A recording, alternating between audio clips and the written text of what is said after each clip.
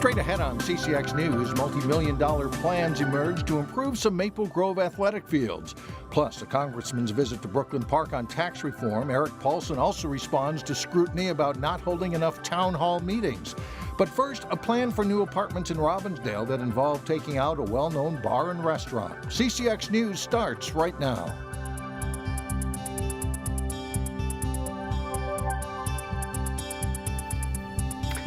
Hello and thanks for joining us. A major development deal involves a Robbinsdale bar that recently gained national attention. In 2014, USA Today named St. Petersburg Restaurant one of the nation's top 10 vodka bars, and now there's a purchase agreement in place with plans to turn the restaurant into apartments. The agreement not only affects the St. Petersburg, but also the American Legion post next door. The developer is the same group that's redeveloping the neighboring Terrace Theater site into a Hy-Vee grocery store. Preliminary plans were shared with the Robbinsdale Economic Development Authority on Tuesday night. They call for a 5-story building with retail shops on the ground level facing Hy-Vee. The neighborhood's changing with the the downtown's revitalization has been impressive. The Hy-Vee going in across the street is certainly a component. North Memorial Medical Center being a major employer is important. Proximity to transportation and transit is important. So you put all those into a kettle, and it's a very attractive site. Inland Development Partners say the apartments could be ready for occupancy in the spring of 2020. 2 years after opening an express clinic inside the New Hope Hy-Vee store, North Memorial has closed the clinic. Customers now find this closed sign. North Memorial says its decision to close Hy-Vee express clinics was based on, quote, unsustainable financial losses. The express clinic inside the Brooklyn Park Hy-Vee also closed. In New Hope, North Memorial still has a freestanding family practice clinic that is open right by the grocery store. Congressman Eric Paulson is meeting with small businesses this week and talking tax reform.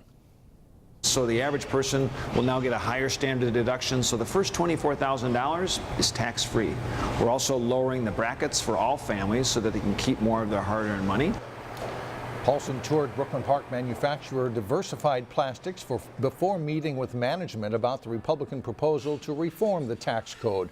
Opponents say the tax reforms favor the richest 1%, but Paulson says making the tax code simpler will benefit small businesses and working families. Paulson also addressed scrutiny about not holding public town hall meetings for several years. We would never rule anything out. We just want to make sure that folks aren't interested in disrupting it for theater. There's no interest in that because no one's benefits from that. This is about making sure it's accessible, being able to listen, and being active in the community.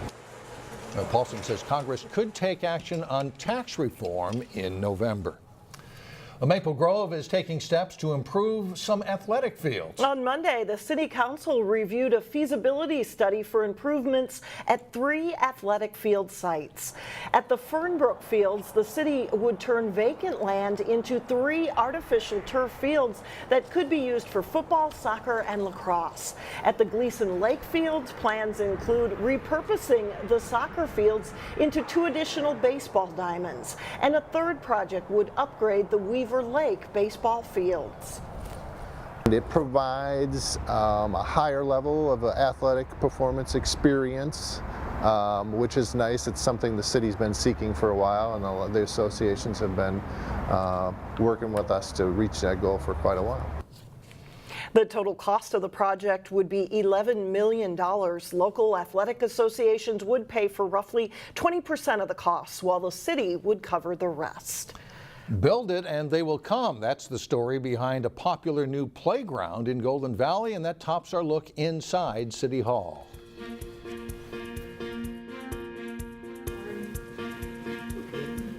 Golden Valley officials received a check for $35,000 to help pay for the new play area at Shopper Park.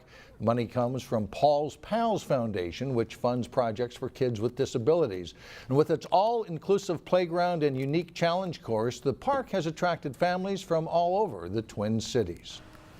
The City Council also approved more storm sewer work under Winnetka Avenue. A collapse this summer forced emergency repair work on part of the pipe. Well, now engineers want to upgrade other parts of that pipe to prevent another collapse. City Council agreed to spend $57,000 on the project. Over the next couple of days, educators from across the state will gather in St. Paul for the annual Minnesota Educator Academy. But they are not the only ones gathering for a big event. This year, local Catholic schools have their own conference. And as Delane Cleveland reports, they have reason to celebrate. Teachers and administrators have a job that's ever evolving, which is one of the reasons why employees from 79 Twin Cities Catholic schools packed the Minneapolis Convention Center. Today we have over 2,000 Catholic school teacher, faculty, and staff gathered together for a day of celebration, for a day of learning. This is the Twin Cities' first ever Catholic Schools Summit of Excellence. It's similar to the Public Schools MEA conference, but there is one key difference. We're all part of the same Christian community, and we are all in this vocation together of bringing children and their families to Christ and to the church. Katie Danielson is principal of Maple Grove's Ave Maria Academy. She says things are going well at the elementary school. Enrollment has been good since we moved into our new building in 2015. We've seen an increase in enrollment. It's been really exciting to have our own home and to have built a space that serves our needs and as a Catholic school. That's not the only enrollment success story here. Overall, Twin Cities Catholic schools reported a nearly 11% increase in enrollment this year. We still have very small class sizes, which is something unique and beautiful about our schools, and we are filling empty seats. Yet there is one challenge that faces every Catholic school: cost. We ask our families to pay tuition, and a lot of families it's a sacrifice. It's difficult. Officials say declining enrollment in recent years was due in large part to the economy and challenges within the archdiocese. But things have turned around, leading to a convention center where faith is not just a mindset, but a way of life. So we have not closed a school in the last 3 years, and we are seeing growth. So it's really an exciting time for Catholic education. In Minneapolis, Delane Cleveland, CCX News. Still ahead, a standout student who excels in all things music. Plus, soccer highlights galore, including a chance for the Wayzata boys soccer team to stay unbeaten and book a return trip to state. But first, beautiful weather timing with kids out of school for MEA break. Another gorgeous day on Thursday.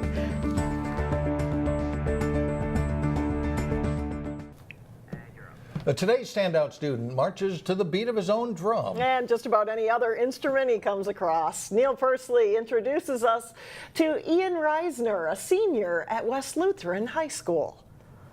I try to be involved and volunteer for as many things as I possibly can. Ian is a very dedicated student. He commits himself 100% to whatever he sets out to do. I'm in soccer, band, choir, the National Honor Society. I've been in a few drama performances here. I'm on the mock trial team. Ian Reisner is a very well-rounded and talented young man, especially when it comes to all things music. So I grew up listening to like a bunch of different genres, a bunch of different bands from a bunch of different time periods, and it got me to want to play it. So I've been playing guitar for about 12 years. Over the 4 years he's been here, he's learned how to play cello and done that very well. And then he learned how to play alto saxophone and has been doing that very well. And this year he is playing bari saxophones. Ian is also in the traveling choir, all while holding down a respectable 3.9 GPA while carrying a challenging academic load. I'm pretty involved in all the AP and PSEO classes too, so it's a bit of a challenge sometimes, but it's definitely worth it now looking at college and how many advantages it gives me. When he's not in school, Ian finds ways to volunteer in the community in a musical way. This past summer, he led a band that played for a national night out that happened out in a church in Buffalo. And then just a few weeks ago here, he led a group that performed at one of the area churches at a Run with Heart fundraiser. Considering his love of and aptitude for music, Ian's future plans should be of no surprise. I hope to go on to college and get a teaching degree for high school to direct a band and teach music. From West Lutheran High School in Plymouth, Neil Persley, CCX News. Still ahead, a very big night for local prep soccer teams. That concludes a first for the Maple Grove girls soccer team. John Jacobson with the details next in sports.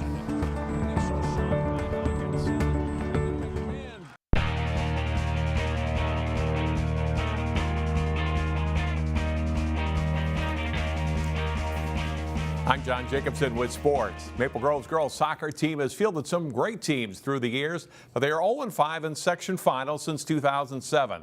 The Crimson were determined to change that record Tuesday night when they hosted Centennial. First half, and Madden McMahon gets the ball past the diving Cougars goalie. Shelby Handberg is there, knocks it into the net, and it's 1-0 Crimson 23 minutes in. Late first half, the ball comes out front to Meredith Hawkinson. Her shot is stopped, but McMahon bangs the rebound home. Crimson can celebrate a 2-0 halftime lead. And watch the play by Hawkinson that caps the scoring in the second half. She beats a defender off the Centennial goal kick, gets the ball to McMahon, who returns the pass, and Hawkinson buries it into the Cougars' net. Maple Grove wins its 17th match of the season. More importantly, earns the program's first ever state tournament berth. We've tried for this for the last 3 years. It's amazing. I wanted this so bad this year. I'm a senior. I won't be here next year. And so being able to get to the state tournament is the best experience ever. A lot going on in the background there. The Wayzata girls soccer team is no stranger to the state tournament, but the Trojans missed out last year, losing to Minneapolis Washburn in the Section 6 AA final. Trojans got another shot at the Millers for the title Tuesday. Second half of a scoreless match. It's Lydia Rupert with a shot. Madison Lowe, big save for Wayzata. Wayzata's Sophie Triplett wins the race to the ball, and Emily Dillon here takes the pass and scores, and it's a 1-0 Trojans lead. Wayzata strikes again. Ava Brewer intercepts the clearing attempt and drills a shot for a 2-0 lead. And Lowe makes a few big saves down the stretch as well. Millers do get a late goal, but Wayzata wins 2-1 for the section title. We lost to Washburn last year, so it's our goal to just come back and beat them. So it feels amazing to be able to win sections. Since we were the team that lost last, people said this was kind of like a rubber match. For now, it's, we're thankful that we were able to revenge a little bit, to come back and perform and have a good match today against, a very talented and a very good and deserving side as well. Wayzata's boys soccer team came into their Section 6 AA final unbeaten and the top-ranked team in Class AA. Third-seeded St. Louis Park hoping they could pull the upset of the Trojans. First half, Eric Williams sneaking it through. Sadra Gozarian scores, and it's Trojans with a 1-0 halftime lead. Park ties it at 1 early in the second half, but then Wayzata goes back in front. Patrick Whale with the header goal. Williams gets the assist on the corner kick, and it's 2-1 Trojans. Wayzata adds 3 more goals in the final 11 minutes of play. Gozarian to a wide-open Ethan Wagner, who scores twice in the second half. Wayzata is headed to the state tournament with a 3-1 win. Park goal that tied the match didn't faze the Trojans. It was like we didn't panic when they equalized. We wasn't panicking. We knew we can beat this team, so it was just a confidence. It wasn't panicking, and then we did what we had to do, and yeah, we come out with the win. Grove boys with a top seed in Section 8 AA. St. Cloud Tech visiting the Crimson in the title game. Bashir Abdullah's pass is headed toward the keeper, but Ishmael gets there first, deflects it in. St. Cloud Tech has a 1-0 lead. Just 2.5 minutes later, Maple Grove responds, and the goal, Riley Gill knocking it in, and it's 1-1 at halftime. Maple Grove takes over from there. Downing's free kick hits a defender in the wall and deflects in. Crimson up 2-1. 3 minutes later, Jeff Clune speeds up the right side before dropping a perfect pass to Downing for the tap-in goal. Crimson win their 6th section title with a 3-1 win, and they came out strong to start the second half. We all just decided we had to hit our goals that we wrote down. We had to play as a team, and then we just had to work hard and put it away. Before the game, we just decided to come out and play as hard as we can. Always just play or try to have fun when we play, because that's when we're playing our best. In Section 5A, top-seeded Tutino Grace faced Benilde St. Margaret's in a semifinal match. Grace doesn't take long to get on the board. Herbert Endeley scoring 1-0 Grace early. Nice little give and go on this next play between Stevenson Lamar and Colin Matzel. Lamar scores the first of his 2 goals in the match, and Grace leads it 2-0. The Red Knights get one back. Christopher Welsher on the run. He'll hesitate and then rip a shot high into the Eagles' net to make it 2-1.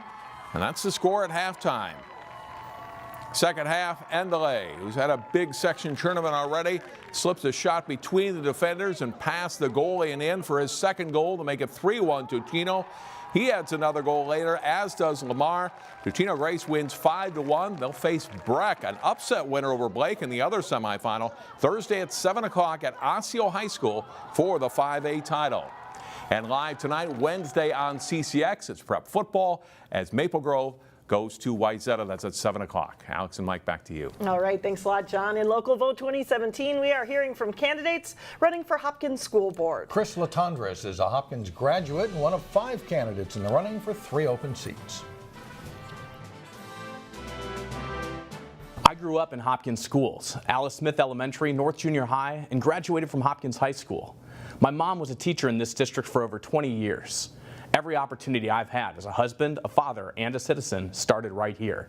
When the time came to find a place to raise our son, the choice was clear. We chose Hopkins. We wanted him to have access to the best schools in Minnesota, a place where he'll grow up and learn alongside diverse peers, friends, who'll prepare each other for a world far beyond the classroom. That's the Hopkins promise.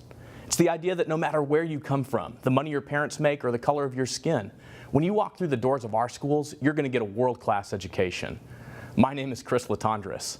I'm running for Hopkins School Board because I believe in that promise. I'm here to listen, learn, and earn your vote on November 7th. So let's start a conversation about the future of our district, about thriving as one community, one that doubles down on an amazing education for all our kids, every single one. That's the Hopkins promise. It's what we do here, and we're all in it together. You can find me on Facebook or my website, latondres.org. Coming up next, cats, dogs, and the Golden Valley Group honored for taking care of them. We'll be right back.